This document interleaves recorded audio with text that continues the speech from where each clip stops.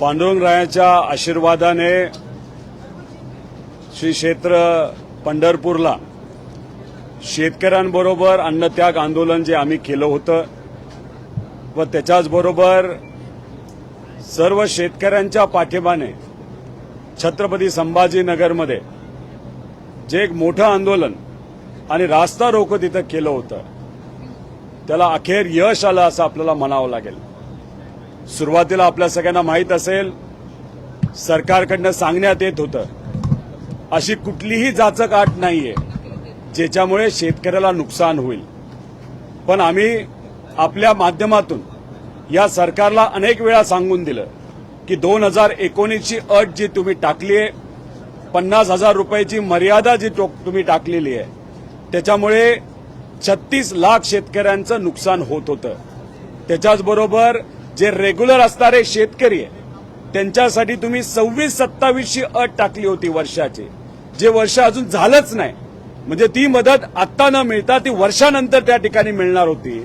आणि मग या अटी ज्या आधी सरकार मान्य करत नव्हतं, आंदोलन झाल्यामुळे उपोषण झाल्यामुळे आणि शेतकऱ्याकडनं मोठ्या प्रमाणात या अटी काढण्याची मागणी झाल्यानंतर आज अखेर या अधिवेशनामध्ये शेवटच्या दिवशी जे अंतिम आठवड्याचा प्रस्ताव होता त्याच्यावर उत्तर देत असताना मुख्यमंत्री साहेबांनी जाहीर केलं की 2019 ची अट आम्ही काढत आहोत, सर्वांनाच 2 लाखापर्यंतची कर्जमाफी होणार आणि जे रेग्युलर असणारे शेतकरी जे 14 लाख शेतकरी असतात त्यांना 26-27 ची जी अट टाकण्यात आली होती ती सुद्धा काढणार असं जे घोषित केलं। मी मनापासून सर्व शेतकऱ्यांचे आभार व्यक्त करतो, ज्या ज्या लोकांनी आंदोलनाला पाठिंबा दिला त्यांचे आभार व्यक्त करतो, या सरकारचे आभार व्यक्त करतो आणि मुख्यमंत्री साहेबांचे सुद्धा आम्ही शेतकऱ्यांच्या वतीने त्या ठिकाणी आभार व्यक्त करतो।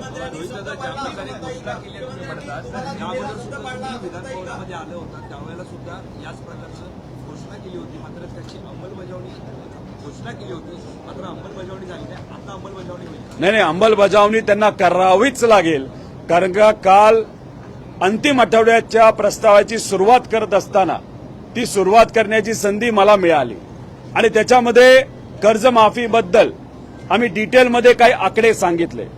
हे आकडे आम्ही परदेशी साहेबांपर्यंत सुद्धा त्यांच्या ऑफिसपर्यंत पाठवले होते। मुख्यमंत्री साहेबांबरोबर जी आंदोलन झाल्यानंतरची चर्चा त्याच्यामध्ये सुद्धा या गोष्टी सांगितल्या होत्या।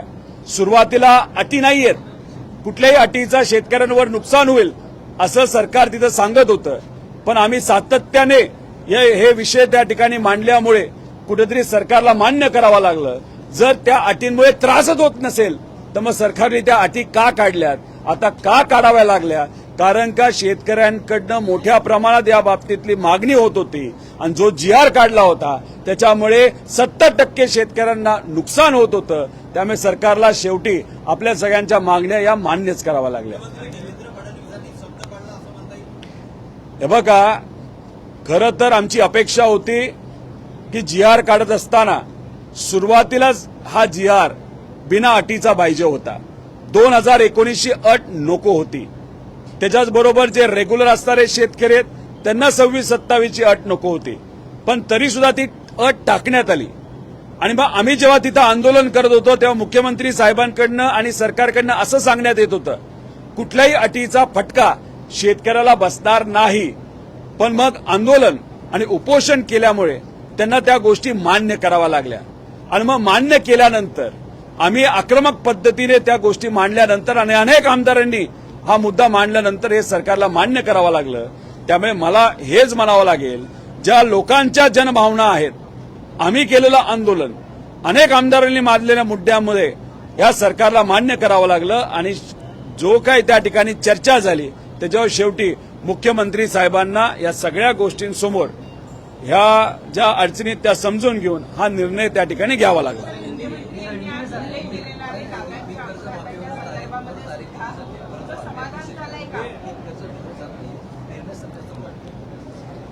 हे बघा, पीक कर्ज देण्याच्या बाबतीत आम्ही सरकारला विनंती केली होती की तुम्ही बँकांना सांगा काय झालं की हा जो GR काढला नाही तर हा जो निर्णय त्या ठिकाणी कर्जमाफीचा घेतला गेला त्यात अटी असल्यामुळे आणि कुठलाच आकडा या सरकारकडे योग्य पद्धतीचा नसल्यामुळे कन्फ्युजन मोठ्या प्रमाणात झालं.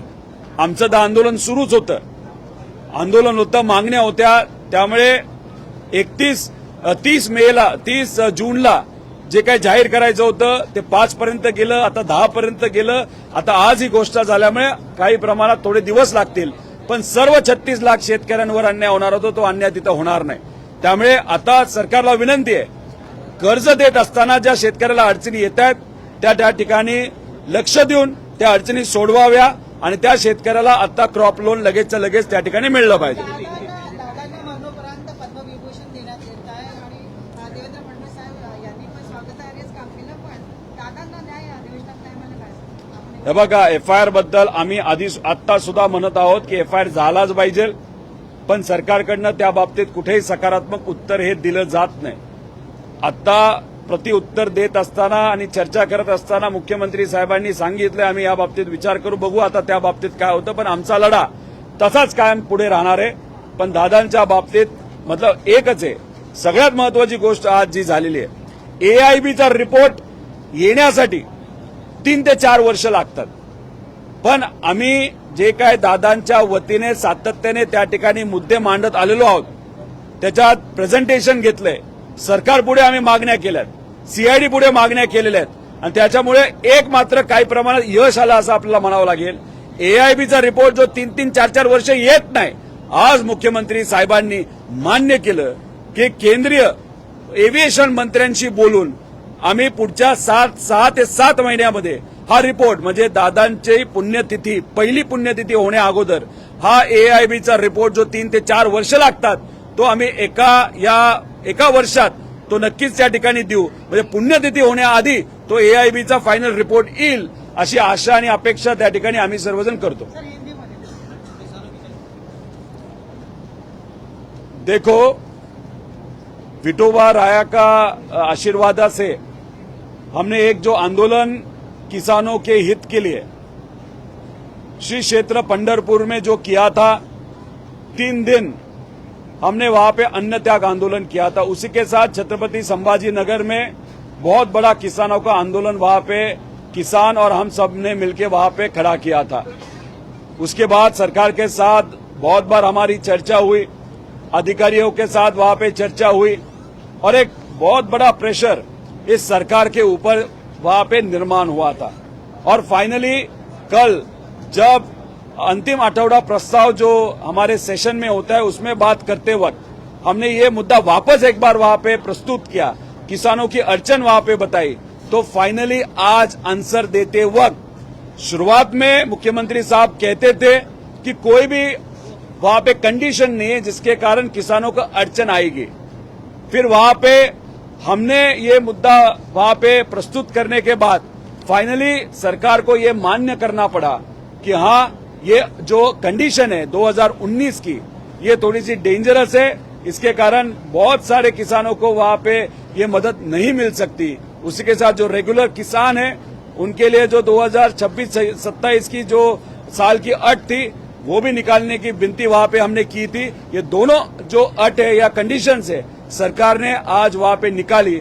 तो कहा ना कहा तो भी जो किसान की एकजुट है, जो आंदोलन किसानों ने किया उसका आज विजय हुआ ऐसे हम सब कह सकते हैं. दादा को मरणोपरांत पद्मविभूषण दिया जा रहा है और इसी अधिवेशन में न्याय मांगने के लिए आपने बार-बार प्रेस कॉन्फ्रेंस. देखो, ये जो अवार्ड ये जो चीजें देना है तो दे दो, नहीं तो बाद में दे दो.